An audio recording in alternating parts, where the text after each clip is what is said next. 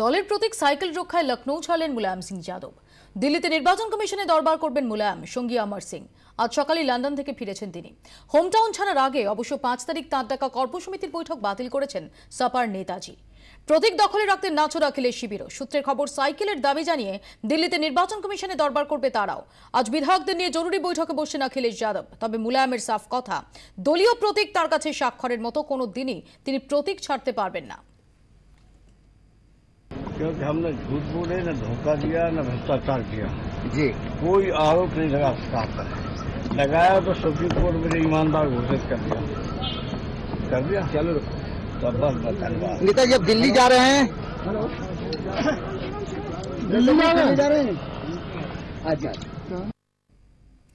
কেউ খলনায়কের তকমা দিলেও মুলায়ম সিং যাদবের সঙ্গ ছাড়বেন না। মুলায়মে অগাধ ভরসা রেখে জানিয়ে দিলেন অমর সিং। हम मुलायम सिंह जी के साथ थे, हैं, रहेंगे और उनके साथ रह करके अगर कभी नायक बने तो अगर खलनायक भी बनना पड़ेगा तो बनने के लिए तैयार है। मैंने अन्य नेताओं की तरह पत्रकार वार्ता में हाथ जोड़ करके राज्यसभा का टिकट नहीं मांगा। यह पूछे जाने पर मुलायम सिंह जी ने कहा अमर सिंह हमारे दल में नहीं है, हमारे दिल में है। तो अगर मुलायम सिंह जी अपने दिल से मुझे निष्कासित कर दें तो मेरे लिए खेद का विषय है और दल का मेरे लिए कोई महत्व नहीं। अमर सिंह तो बात बहुत है, कभी लंदन, कभी पेरिस, कभी अमेरिका, वो तो वहीं उठते हैं जाते हैं, उनका बात मैं क्या बोलूँ। उन्होंने कहा कि वो नेताजी में दिल में है, दिल से कोई अलग वो तो वो कितनी नेताजी का दिल में है, वो तो नेताजी का दिल तोड़ना चाहते हैं। पहले भी नेताजी का दिल तोड़ने के लिए बहुत प्रयास किया, नहीं हुआ। अभी भी आ चुका, नेताजी का दिल कैसा तोड़ेंगे इसलिए आया।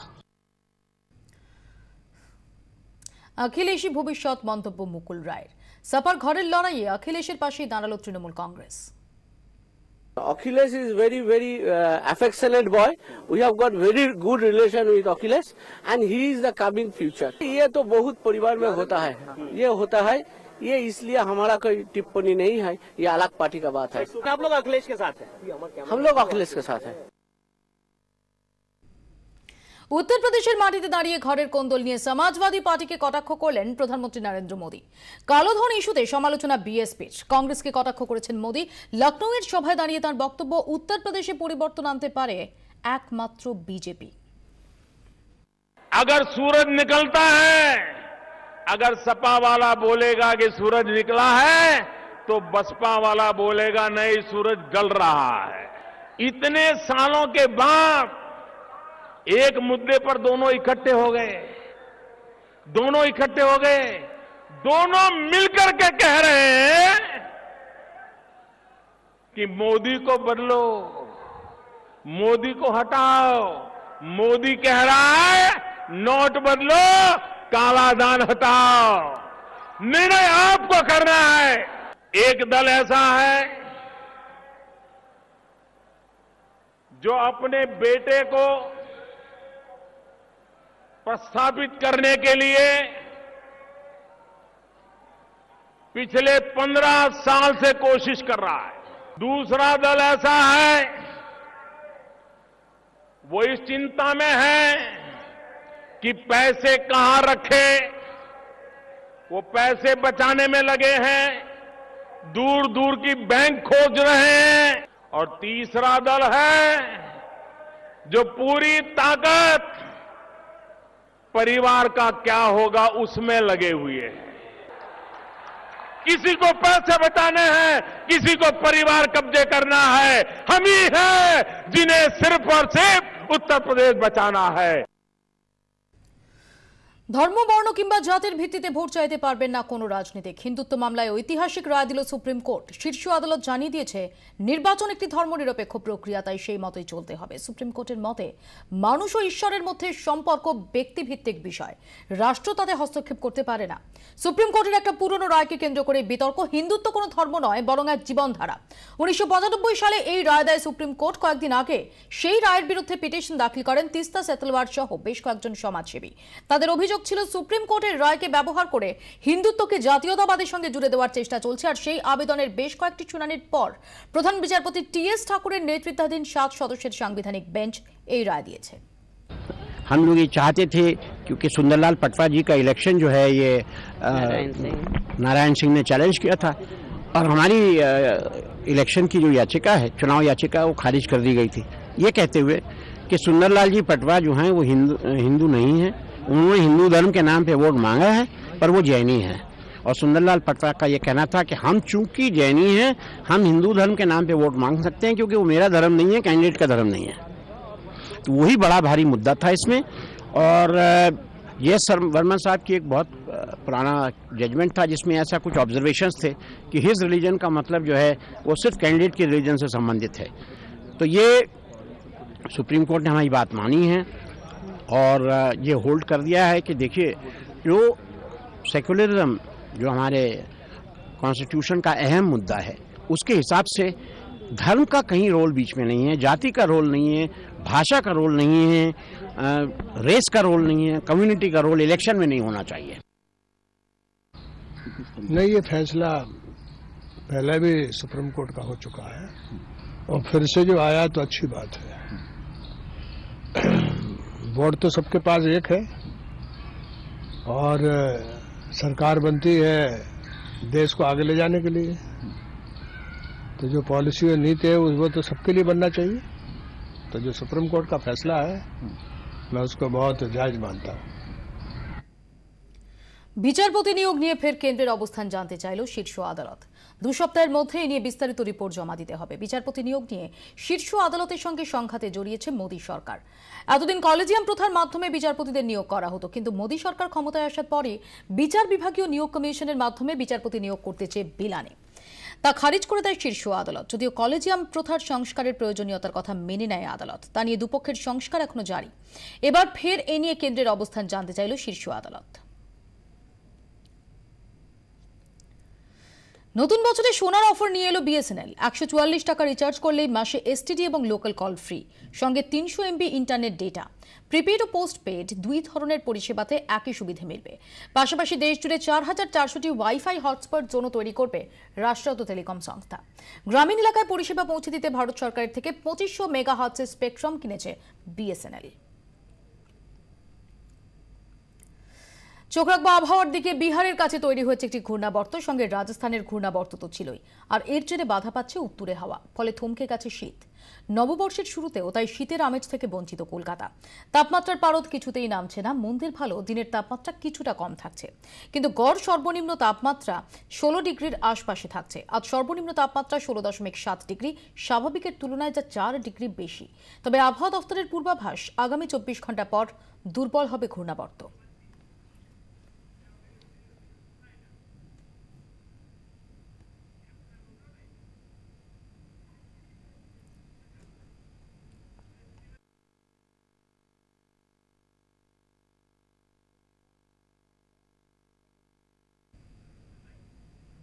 আমরা এবার সরাসরি চলে যাব শাসনে, যেখানে বক্তব্য রাখছেন সিপিআইএম রাজ্য সম্পাদক সূর্যকান্ত মিশ্র।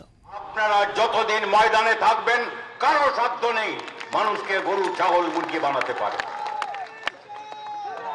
আরে কোথার থেকে টাকা পাচ্ছেন?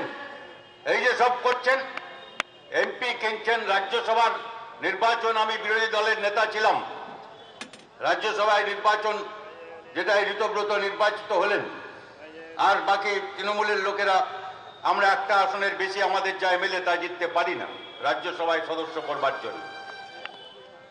আর একজন ওখান থেকে এসেছিলেন, তিনি ঝাড়খণ্ডের এমপি ছিলেন, রাজ্যসভার এমপি, 6 বছর হয়নি, সেখানে ছেড়ে চলে এলেন এখানে, আর মুখ্যমন্ত্রী তাকে এমপি বানিয়ে দিলেন। আর এসে ওখানে যখন ভোট গোনা হচ্ছে তখন বললেন যে আমি 100 কোটি টাকা নিয়ে এসেছিলাম। আরে আমার তো 100 কোটি টাকা লাগলো না, এই কয়েকটা লোককে কিনে পিনে নিয়েছে।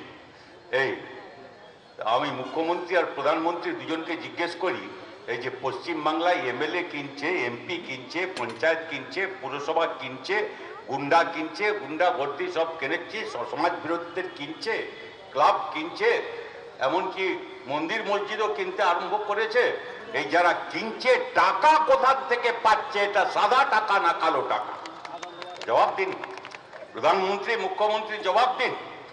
আরে ইয়ে সরকার, এখানে যে সরকার, এ তো আমাদের মানুষের পেটে লাথি মারছে। এই গোদা পায়ের গোদ হয় না, গোদ আজকাল খুব একটা দেখতে পাওয়া যায় না। আমি যখন ডাক্তারি শুরু করেছিলাম তখন অনেক চিকিৎসা করতে হতো, কিন্তু আজকাল আমি দেখছি কম ফাইলেরিয়া গোদ হয়। সেই গোদে পাটা এরকম গোদা হয়, তাকত বাড়ে না তাতে, কিন্তু ভারী ওজন আছে পায়ে, আর সে গোদা পায়ে লাথি মারছে আমাদের পেটে। আর দিল্লির সরকার হচ্ছে ওই গোদের ওপরে বিষ ফোড়া হয়েছে, সাম্প্রদায়িকতার বিষ। আর এইসব আমি অনেক কথায় যেতে পারবো না, শেষে আমি সেসব কথায় আসবো। টাকা, এই টাকা, আর টাকা নিয়ে আপনারা দেখছেন, আরে কত বুক বাজিয়ে ইনি বলছিলেন। এই মুখ্যমন্ত্রী আমাদের 7 দিন আগে বলেছিলেন, আমি সব এমপি কে বলেছি যে তোমরা সিবিআই যখন নোটিশ দেবে যাবে না। আর 7 দিন পরে কি হলো, বদলে গেল। এখন বলছেন আমি 7-8 জনের নামের তালিকা করেছি, আপনার ডাকতে হবে না, আপনাকে নোটিশ দিতে হবে না, আমি আগেই তাদের পাঠিয়ে দেব। আর এই 7 দিনের মধ্যেই আপনি বুঝতে পারছেন গলা বদলে গেছে, বলা বদলে গেছে, গলা বদলে গেছে, বলা বদলে গেছে।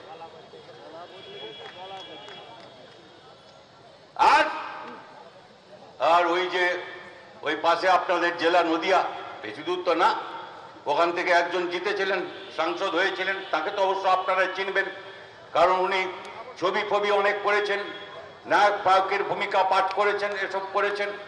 আর উনি সেই বিখ্যাত বক্তৃতা করেছিলেন, বলেছিলেন, আর এই জনসভায় আমাদের নাম ধরে বলেছিলেন যে সব যারা করেন, লাল ঝান্ডা যারা ধরেন, ও পায়ের জুতো খুলে দেখিয়েছিলেন। আপনি ভাবুন কত ভদ্রলোক, ওই ভদ্রলোক। আর বলেছিলেন বাড়িতে বাড়িতে সব ঢুকিয়ে দেব আমার ছেলেদের। আর কি বলেছিলেন, ওর ভাষা তো আমি বলতে পারবো না, ঠিক অত আয়ত্ত করতে পারি। বাড়ির মেয়েদের জব্দ করার জন্য তোমাদের বাড়িতে পাঠিয়ে দেব, ঢুকিয়ে দেব। উনি এখন জেলে ঢুকে বসে আছেন, হাজতে ঢুকে বসে আছেন, এই 3 দিন হয়ে গেছে। আরে 3 দিন ধরে আছেন, তারপরে আমি কাগজে দেখছি, টিভি তো দেখতে সময় পাই না। এলাম তো আমরা দুজন, কমরেড মদন ঘোষ আর আমি, আলিপুরদুয়ার, কোচবিহার, আপনারা বুঝতে পারেন একেবারে উত্তরে আসাম একদিকে, ভুটান একদিকে 1 মাইল দূরে, আর ওদিকে গেলে বাংলাদেশ। সেখানে ছিলাম, সেখান থেকে এখানে এসেছি। তো কাজে টিভি দেখবো কখন, টিভি ফিভি দেখতে পাই না, কিন্তু কাগজে দেখি যা, তাতে দেখছি যে উনি এখন আজকের কাগজে দেখছি বলছেন যে আরো দেখবেন, দেখতে বাকি আছে, মানে নাটক চলছে, সিরিয়াল চলছে, একের পর এক আসবে। আর এই মুখ্যমন্ত্রী নাকি 7টা-8টা নাম উনি পেয়ে গেছেন। আরে 7টা-8টা না, আপনাদের খোঁজ করতে হবে যে আপনাদের সঙ্গে ভদ্রলোক, যে সাধু, যে কখনো টাকা চুরি করেনি, ঘুষ খায়নি, আর এই লুটে ছিল না, এরকম কজন লোক আছে আপনাদের মাথায়। আপনাকে খোঁজ করতে হবে, আপনাকে খোঁজ করতে হবে। আর এই উপর থেকে নিচ এই সব লোক, আর এরা বড় বড় কথা বলছে। এখানে আপনাদের পঞ্চায়েত কিনতে আসবে, আর কি কিনতে আসবে, ওর যা করার কথা, ধান কেনবার কথা, সে কাজের বেলা নেই। মানুষ কেনবার বেলায় পয়সা আছে, ধান কেনবার বেলায় পয়সা নেই। আপনি বুঝতে পারছেন কি, বুঝতে পারছেন কে কোন পক্ষে আছেন? আরে ইনি বলছেন, এই যিনি আছেন, এটা তো ঠিকই, আপনারা জানেন যে এই হওয়ার পরে আপনারা তো হাততালি দিচ্ছেন। আমার বলে যে এতে কিছু খুশি হওয়ার কিছু নেই, কিন্তু আনন্দ করার কিছু আছে। ও না হলে হাজতে গেল, আরো 5 দিন 10 দিন কি 15 দিন কি থাকবে। এর আগে কি এমপি হাজতে যায়নি? তৃণমূলের এমপি, তৃণমূলের এক এমপি তো হাজতে গেছিলেন, এবং সে হাজতে যে গেলেন, সে হাজতে যাওয়ার পরে জেলে গেলেন, তারপরে জেল হাজত থেকে আর বেরোতে পারছেন, জেল হাজত থেকে বেরোতে পারছেন না। আর ওকে গ্রেপ্তার কিন্তু প্রধানমন্ত্রী করেন, এ মুখ্যমন্ত্রী। আপনি ভাবুন, ওই যে এমপি কুণাল বোধহয় ওর নাম, যাই হোক, ঘোষ কিছু একটা হবে। তো আমি বলছি যে উনি কি বলে, উনি তো তৃণমূলের এই মুখ্যমন্ত্রীকে উনি প্রধানমন্ত্রী বানাতে চেয়েছেন। সব কাগজ, মিডিয়া, তার সব নিয়ন্ত্রণ উনি করতেন। আর তার অবস্থা দেখুন, মুখ্যমন্ত্রী প্রথমে ওকে জেলে ঢোকালেন। অনেকে ভাবলো মুখ্যমন্ত্রী একেবারে ঠিক লোককে ধরেছেন, এবারে ঠিক বোধহয় বিচার হবে। আরে না, একেবারে না। আরে মুখ্যমন্ত্রী একজনকে ধরেছিলেন, আর প্রধানমন্ত্রী না হয় এখন একজনকে ধরেছেন, তাতে আপনার আমার কি যায় আসে? আমাদের যা চাই তা খালি এদের জেল হাজত না, খালি সিরিয়াল না, খালি সার্কাস না। আমরা চাই এই হাজার হাজার কোটি টাকা যে লুট হয়েছে সেই টাকা ফেরত চাই, টাকা উদ্ধার করা চাই। তার পর্যন্ত লড়াই থেমে থাকতে পারে না।